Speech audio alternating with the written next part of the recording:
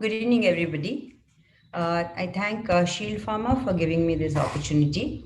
Uh, we've been looking at something new all the time, and I think gynecologists always stood in the front line, never gave up on trying something new for our patients who have been posing clinically challenging scenarios for us.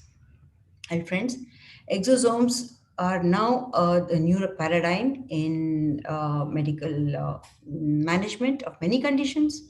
And of course, in infertility management, we are never a step behind. So let's just look into what these exosomes are and where they can be derived from the best source. And I wouldn't be taking much into the biochemistry because I myself have read a little bit, not much, but the scientists have been doing the back end work for me. I would like to share some of my experiences with you because it's very important to share the problems, not only the successes. So here we go. I want to introduce a case to you, and I'm sure this is a common experience to most of us. This is a 32-year-old. She's married for about 8 years and multiple cycles of ovulation induction and failed IUI cycles, 4 cycles. Thank God somebody stopped at fourth cycle. And luckily for us, she underwent a good hysteroscopic study where they have done the histopathology, TB-PCR, and ERA, the endometrial receptive assay. And she had one IVF cycle, and they have understood that she had poor ovarian reserve. She had extremely poor embryo quality. They went ahead and transferred, probably she asked for it, and she failed conception. Um, Ma'am, sorry to interrupt, ma'am. Hello. Yeah. Yes, Go ahead. Go ahead. Ma'am, your slides are not yet shared, ma'am. Can you please share the slides, ma'am? sure, sure. One moment. One moment. Um,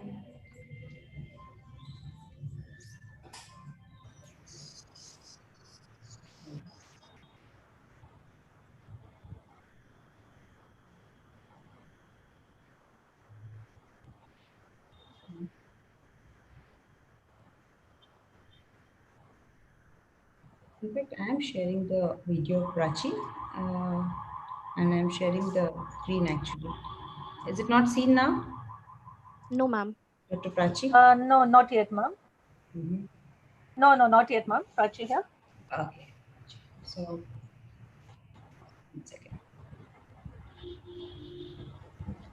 Chitra, can you help, please? Ma'am, you just open the presentation Yes. and you go to the Zoom icon, ma'am, in the bottom. Uh-huh. You can see yourself, the video. There you will Got see. Yes, ma'am. it. Thanks. Yeah. Sorry about that. Sorry about that. I hope now the slide is seen. Yes, ma'am. Yes, Nothing ma'am. much. It's Yes, just yes, we like, can. yeah. So this woman has been having one consistent finding in all the ultrasounds. Whatever report she has presented in each and every ultrasound, the consistent finding was thin endometrium. And I thank the gynecologist who's done the hysteroscopy for her. This was a very good study, neat picture, and she has also taken a histopathology. The TB-PCR was negative, and the endometrial receptivity assay. I'm sure I don't know how many of my colleagues actually are doing this test. But it was inconclusive. The report was inconclusive, definitely not very suggestive of any prognostic issue in this patient. Well, the most important part of the entire history and her reports was this particular hysteroscopy study, and I quickly shared it with my team of the pathologist as well as the stem cell biologist who work with me. I would be explaining about the discussion a little later. Her endometrium was the thin endometrium with smaller size glands and a lot of thick stroma. A lot of thick stroma, which didn't have much vessels they compared it with a normal Paris lady's endometrium. So the endometrium had thin vessels, lot of stroma, very little ground substance, and then the endometrial glands were also smaller. So it was definitely a difficult task for me to counsel her that probably she would conceive the best with egg donation. Her hormone profile was also very not good. She had her estradiol levels less than 18. So we encouraged her for an egg donation cycle. And the male factor was fine, and the embryos were about 8. The estrogen priming was done as per protocol. We double it on day 9. And very, very sadly, the endometrium continued to be thin. It didn't improve in spite of the sildenafil, in spite of the aspirin, heparin, whatnot. Everything was given to her. The estrogen protocol remained the same, but she didn't improve. Well, she preferred an embryo transfer because she said they are good embryos, so transfer few of them, you can freeze few of them. Patients are very well informed these days. And we didn't want to give up on this very young egg being donated, so we thought she would definitely conceive. Whatever, let's definitely listen to her. She preferred the embryo transfer in the counseling session. Again, it was a failed conception. Friends, this is what all of us face. And retaining this patient is one task which I found needs a good skill. Retaining this failed patient is definitely not a easy task. And the very reason why we have to retain her and continue to treat her is that we have observed so much about her biology. So I think every effort has to be made to retain this patient and check out about various other options. Incidentally, ever since COVID has started, the doctors suddenly had some time. So in our research foundation, there were extensive experiments using human placenta, and the researchers managed to establish a very unique stem cell line, a mesenchymal stromal cell line. And the orthopedic group was working on the knee osteoarthritis and exosomes. The dermatology group was working on aging and wrinkles. So there were a lot of interesting discussions, which I definitely cross heard, and I went and interacted with them. The most common terms used was the inflammatory and degenerative processes that's happening in this stressed out epithelial linings. In fact, that was the word used by my pathologist and the stem cell biologist, Dr. Vijayalakshmi Venkatesan from NIN. They said, look at this slide. Take a proper look at the endometrium. The endometrium in a normal woman, a Paris woman, the positioning of the nucleus and the clarity in the cytoplasm is not at all good in this woman. Number one, these endometrial lining cells are stressed out, they're aging. So they cannot produce any growth factors. Above all, you're giving estrogen, which is mitogenic. So the cells are struggling to divide at the same time trying to secrete growth factors, which they don't have anymore. So early senescence is what this woman is going through. The vascularity is poor. In fact, they went ahead and stained these slides with VEGF markers as well. And they found that the VEGF markers in this particular woman were actually much lesser.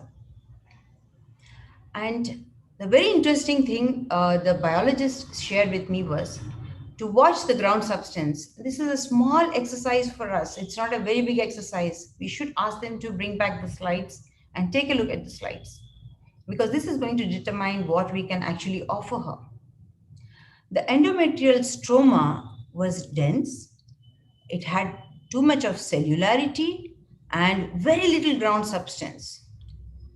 Now, it is this ground substance, the various glycosaminoglycans, that actually help the embryo to implant. So that is missing, very strikingly missing in this woman. And this was, in fact, honestly, a very good observation by the pathologist as well as the biologist.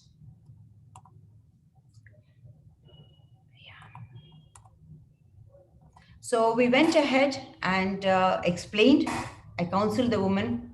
In fact, I took some extra effort to tell her that there is a medicine which can be given to you, and it is already being used in some of the departments. And we'll be happy to help you out. And if you're willing, we can go ahead. I don't think I found any woman till now who said, no, I don't want this treatment for infertility. They always say yes. But having said that, it is our primary responsibility to take an informed consent that this is a new therapy. It could be an experimental therapy or it could help her really. We don't know. So we took an informed consent from her. In fact, it was a video counseling session for her. And she agreed to get the exosomes delivered into her uterine cavity. It was not a very difficult process. We observed her endometrium. Day 5 was very thin. This entire exercise happened in the month of June. On day 9, when we doubled the estradiol, I don't know how many of the audience are IVF practitioners, but I'm sure they would immediately observe this and understand that on day 9, we actually doubled the estradiol, especially in these frozen embryo transfer cycles. We double the estradiol because it has to simulate the natural ovarian cycle. On day 8 to day 9, the oocyte reaches about 1.4 and above. So it starts increasing more estradiol, which helps the endometrium to grow. So we simulate that and we actually double the dose. Now, on that day, we actually place this exosomes. About 30 microliters is what we have thought is the safest way. We did a lot of calculations. We have browsed the various articles where they have given the platelet rich plasma, where they have given the granulocyte colony stimulating GCSF, where they have given human mesenchymal stromal cells, bone marrow derived mesenchymal stromal cells into the uterine cavity. So we have taken a sort of a good look at all the observations, and then we decided that probably 30 microliters is what is apt at least for this woman. Surprisingly, by day 11, I hope you all can observe the little bit of the slide. How do I move this? Okay. I hope you appreciate. Even the vascularity has improved. I don't have space in this slide, so I didn't put that. The endometrium was definitely better. It was looking a little bit luteinized. We didn't waste time. We started progesterone for her, understanding that her endometrium is very prone for early senescence. So we quickly started giving her progesterone and transferred the embryos 48 hours later. To our happiness and her happiness, she came back with a tiny gestational sac. You all very well know that in frozen embryo transfers, they come back a little early with the gestational sac if they implant. So that was a moment of bliss. Right now, it's an ongoing pregnancy of about 24 weeks, and she's doing well. Honestly, she's been put in the hospital. She doesn't want to go back home because of COVID situation. They preferred staying back in the mother and child hospital. So she's still with us. She's doing pretty well.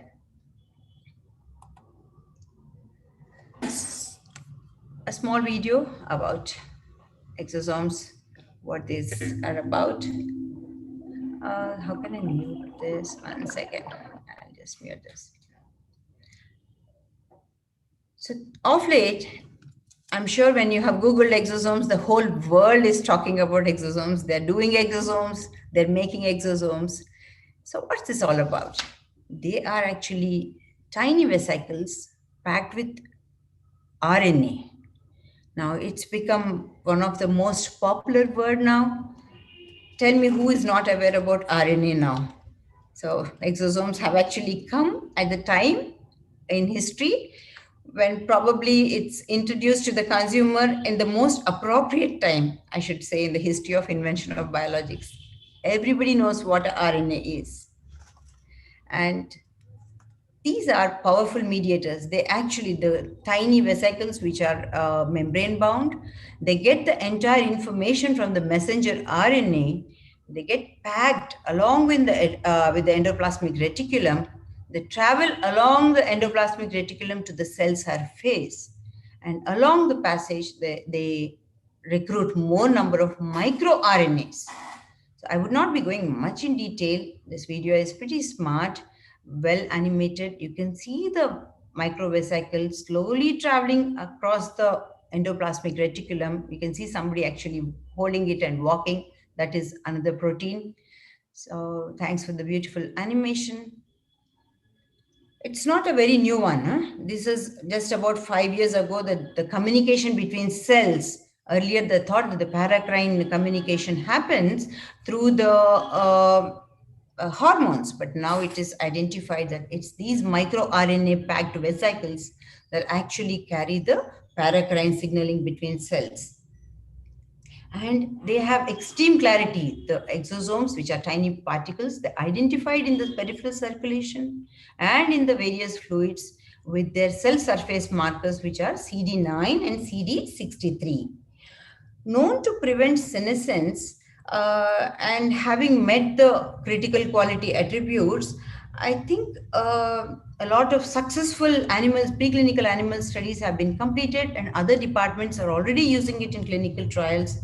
I think this is one unique biologic which deserves to be placed in the highest order of biologics available to date to modulate the dysregulated inflammation, which is actually causing early senescence in most of these women.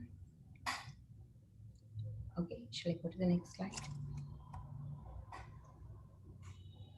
So, as I said, friends, our source is the placenta. We've been really working almost from, I think, 2002. I've been very seriously working with the placental mesenchymal stromal cells. And the advantages with placenta, ethically approved, it's a biological waste. And this particular exosome product, which the other departments were using, actually derived from a very unique stromal cell line. And being poorly expressing the HLA1 and 2, placental cells, as well as placenta derived secretome, placenta derived exosomes, are actually very young and unexposed to telomerase, unlike the patient's own autologous cells.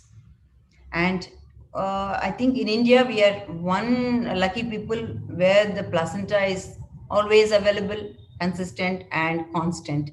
So I think being available is one plus factor for us in our country. And, a well processed stromal cell line can actually give this wonderful cargo microRNA particles, which I will share how we have actually given to the woman. The properties are, of course, I wouldn't go in detail. The secretome is packed with these exosomes. They help in immunomodulation. They strike the balance between the anti-inflammatory and pro-inflammatory. During the early pregnancy, it is the anti-inflammatory and then pro-inflammatory balance, absolute balance. That has to be maintained very well, which these thin endometrium women actually lack. So there is a reduced response to the estradiol because they're struggling to survive on their own. So they needed some help. So once you place these exosomes into the uterine cavity, the cells actually start feeling, the relief. There is reduced apoptosis, there is reduced cell death. The cell mitosis, which is induced by estrogen, is now much better. The oxidative stress is much lesser. There is a good balance between the T cells and macrophages. And the transforming growth factor beta, which is supposed to be extremely important to bring down the fibrosis and express very good collagen, and a proper matrix deposition is being encouraged by these exosomes. Now, what happens when you actually place them into the uterine cavity? There is a dialogue between the endometrium and the embryo. This crosstalk, there is a lot of information about this particular crosstalk.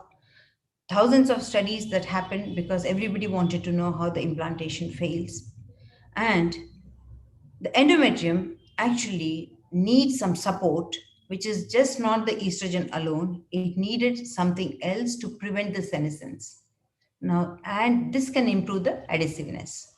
They have seen that the microRNA, especially 144 and 233, this gentleman, Randy Sheckman from California, I think he will be definitely awarded Nobel Prize for the amount of activity they have done to understand the packaging of these microRNA particles from the nucleus of the placenta-derived mesenchymal stromal cell line.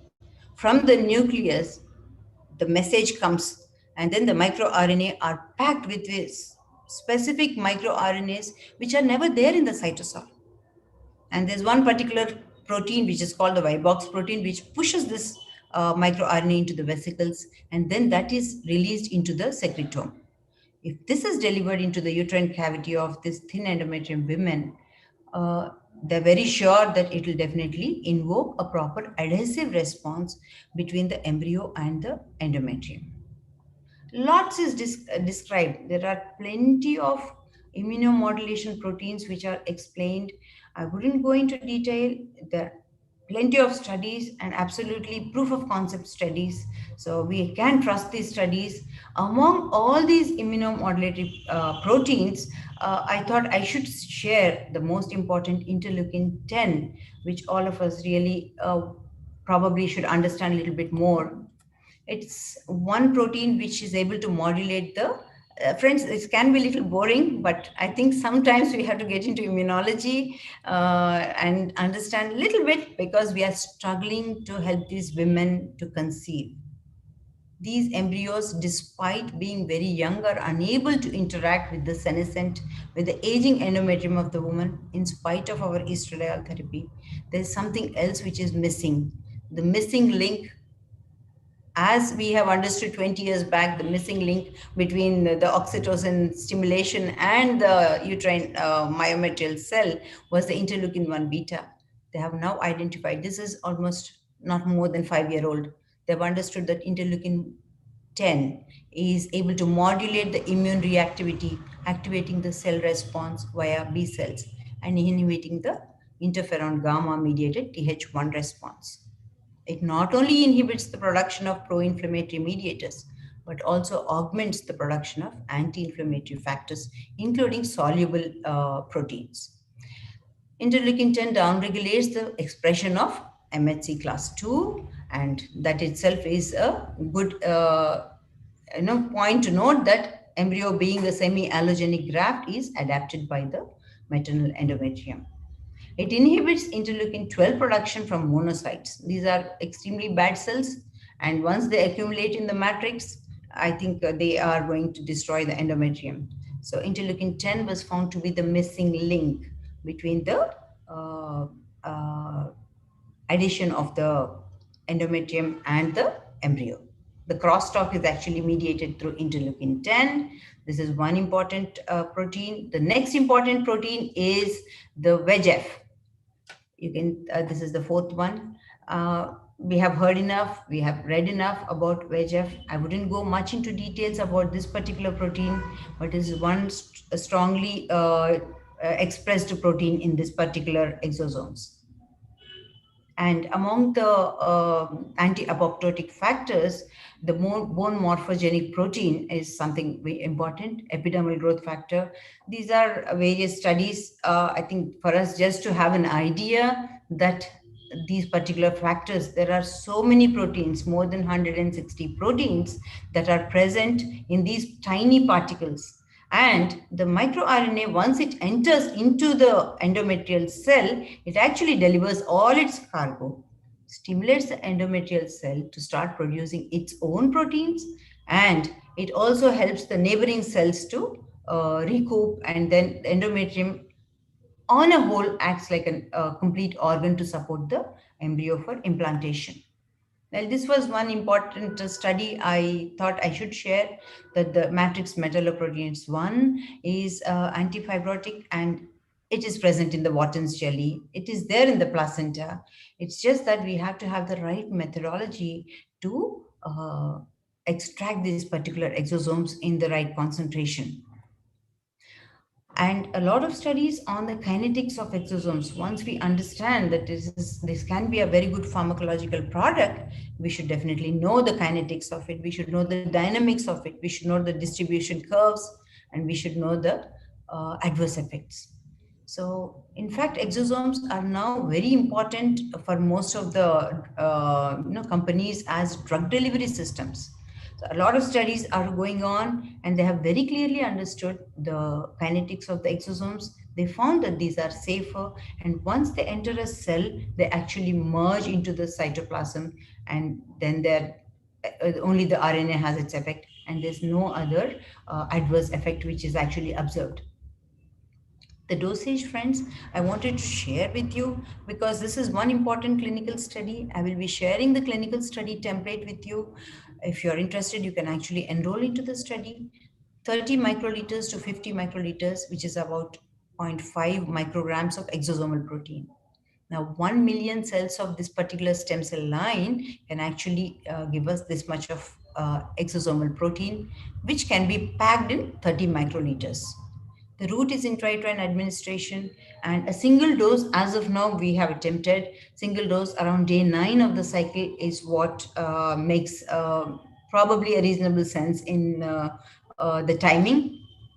The adverse effects are mentioned, but we actually did not notice in the ongoing study that mild abdominal cramp can happen because you are, passing a small catheter into the uterine cavity. I prefer using the embryo transfer catheter because the tip of embryo transfer catheter is so soft that it wouldn't damage the endometrium. I don't prefer using the IUI cannula because the tip of the IUI cannula can sometimes damage the endometrium because we are doing it very close to the transfer timing. The risk of infection, of course, is always there when you attempt a vaginal procedure. So this is something which we can really avoid. Few references, well, plenty of references, but I think these are, I thought, were very informative for practicing clinicians. We don't have much time, so I can share some more information if you guys are interested in participating into the clinical study. I would be sharing the clinical study template. The essentialities are that we plan to recruit about 50 patients with thin endometrium. Of course, the inclusion and exclusion criteria are given in the template. The maximum number of study cycles a subject can take part is about 2 cycles. The mandatory informed consent form has to be explained to the patient, and if you are willing to take a video consent, it is the best. The advantages are that the patient will not be charged for the exosome infusions. Separate forms will be given for adverse effect reporting. The clinicians who are participants in the study can be titled as co-authors in the publications. We make it a mandatory issue to register into CTRI, and a multicentric randomized study is, and a preferably a blinded study, would be the best way to get the maximum information from the entire study. I would like to share the template of the clinical study. Dr. Prachi, is it visible now? Dr. Prachi? Uh, Ma'am, are you sharing the informed consent form? Yes? No, it is not yet visible. It's not yet Ma'am, visible. you need to stop share and share it again, ma'am. Okay, yeah, sure.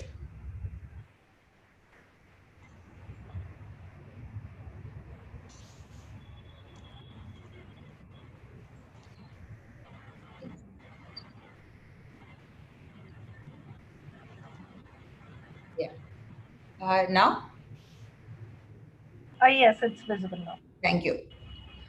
Uh, Friends, small information. This can be shared with you guys, and if any modifications are required, we are free to discuss. The title is The Role of Exosome Therapy in Endometrial Rejuvenation, and we will be given a very specific protocol ID. The sponsor is the Prasad Research Foundation, and if anybody else is willing to sponsor, we are happy to share with them the platform. And this can be shared with all the participants. You can clearly read it out to the patient, or the patient can read it. If you want in Hindi and Telugu, there'll be translated forms being given to you. And why this study is being done is something which we made it very clear that exosomes is an effective therapy in rejuvenating thin endometrium in IVF patients for successful embryo implantation. And the inclusion criteria are very clear between 21 to 35 years.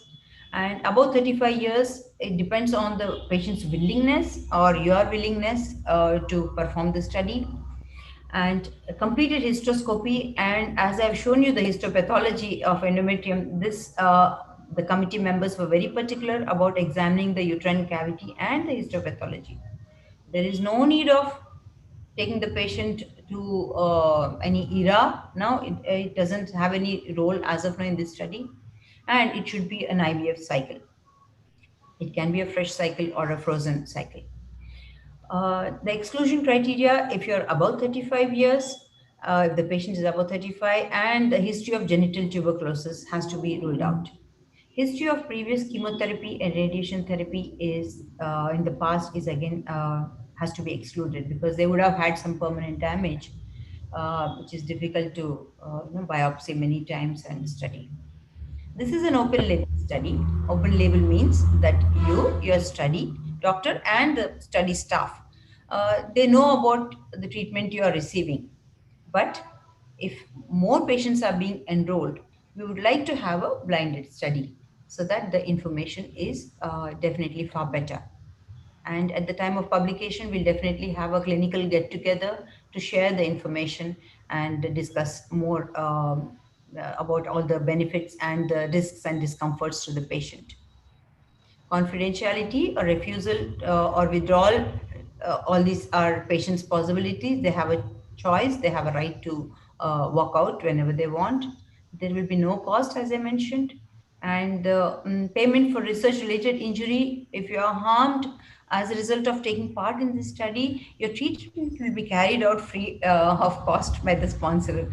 So I think the rest of the IVF cycle can be helped out. This is the maximum insurance that we can actually do for the patient.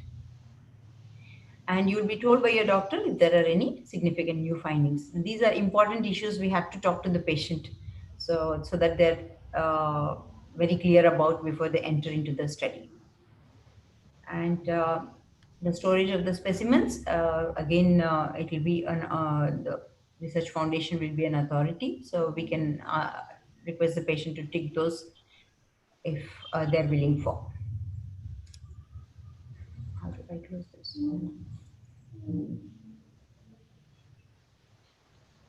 Well, Dr. Prachi and Saurabh, thank you very much.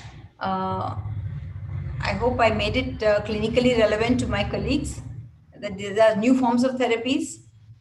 Somehow PRP or GCSF or mesenchymal stromal cells, somehow they fail to attract the attention of gynecologists.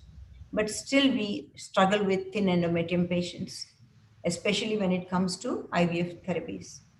So I hope uh, you get an insight into the exosomes and how best they can be derived, and human placenta being a ubiquitous source.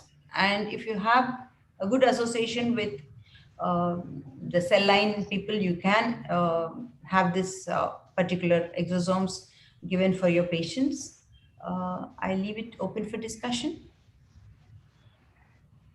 Thank you very much. Thank you very much, ma'am. Yes, very interesting and beautiful presentation. We would be Yeah, waiting for additional questions, of course. yeah. The one question from my end, as far as these exosomes are concerned, which are given by intrauterine route, so that support would be available from your foundation and you. Is my understanding correct? Yes, if they enroll into the clinical study. Right, right, ma'am. And in case if doctors are interested, I mean, we can always share your contact details and little information with the doctors. So that is Yes, also is okay. Thank you yes, very much. yes. Saurabh, you wanted to say something?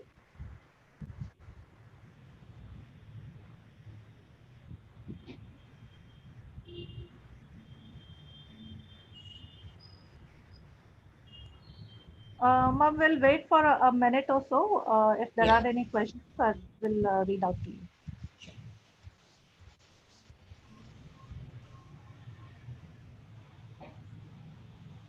Ma'am, if my understanding is correct, we are looking for 50 patients at least for the. Yes, and I think the IVF practicing gynecologists can actually pick up this study very well if Yes, they ma'am. they can actually have a good discussion if they have more queries. And maybe, a lot of information on the internet as well. They should be Yes. feel free to, take it up, because these are very challenging cases. And retaining that failed patient is one challenge, and probably a task. Being Yes. multitaskers, of course, we do manage it well, but retaining that one failed patient is definitely a skill. And offering new forms of therapy, I think you should encourage yourself, because when the other departments are using it so very well, I mean, when it can go into the knee, or when it can enter the, cross the blood brain barrier, there's so many studies that's happening. So I think we should not move back in offering a new form of therapy to our patients, because they do deserve it. And Yes, ma'am. I absolutely agree. pregnancy Yes. is one natural healer in many ways, that she can be a more healthier woman if she conceives. Right, ma'am. Absolutely correct. Ma'am, the case which you have presented is with the donor cycle, if I'm not wrong. So this is Yes. possible. Yeah. So not necessarily this would be always with the donor cycle, if my understanding is correct. No, not necessarily always a donor cycle, but this particular case, and for the clinical study, we should have a uniformity in the study. So it's preferable that we take up the estradiol primed cycles. So Okay. commonly they are Okay. either a frozen embryo transfer cycle or a egg donation cycle. It can be either of them. Okay. Okay. Got it. Or probably we can do a subset analysis with frozen and with that way also. Yeah, that's the reason why we thought we should recruit as many centers. It should be a multi-centric study, and we will talk to the clinician if they prefer it to be blinded, because that gives more information even for them. It'll be pretty exciting to see whether the result is happening or not. And yeah, it can be an open label also, but it all depends on the interest of the participant gynecologist. Yes, ma'am. Actually, it's a pretty new concept for everyone, of course. So Yeah. probably doctors would go through and will gather a lot of information. So at this point of time, the questions are not there, but I'm pretty sure that in very few days there would be a lot of questions. Yeah. And if you allow us, then probably I'll share your contact details and the informed consent form with the doctors, Sure. and hopefully we would get the required number of patients, and the results would be available pretty soon. Yes. So with this, thank you very much, ma'am, for that exciting new data and a wonderful presentation. So thank you Yeah. very much. Heartfelt thanks from Shield team. Yeah. Thank you, Dr. Prachi, and thank you all. Have a nice evening. Yeah, wish you the same, ma'am. Thank you, ma'am. Bye. Bye bye.